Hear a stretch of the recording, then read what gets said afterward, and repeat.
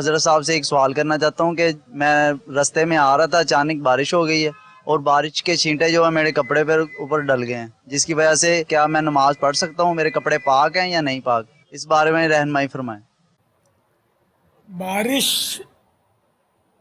تو پاک ہے، ٹھیک ہے نا، برکت والی ہے، ما ان مبارکن، برکت والا پانی۔ جو روڈ پہ یا گلیوں میں پانی اکٹھا ہوا وہ اس کے چھینٹے اڑ گئے، چپل، ہوائی چپل سے خاص کر اڑتے ہیں، یا جو ان گھڑ ڈرائیور ہوتے ہیں، ناسمجھ ڈرائیور ہوتے ہیں نا، تو وہ لوگوں کا خیال نہیں کرتے۔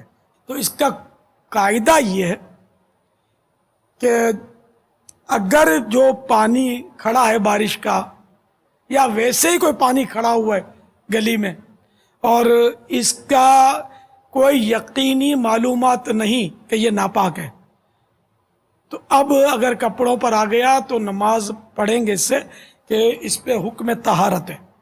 یا تو یہ کہ یقینی معلومات ہے، کوئی ایسی صورت ہے کہ اس میں وہ ناپاک چیز اس میں موجود ہے، نظر آ رہی ہے، تب پانی چاہے صاف ہو بظاہر وہ پانی ناپاک ہے۔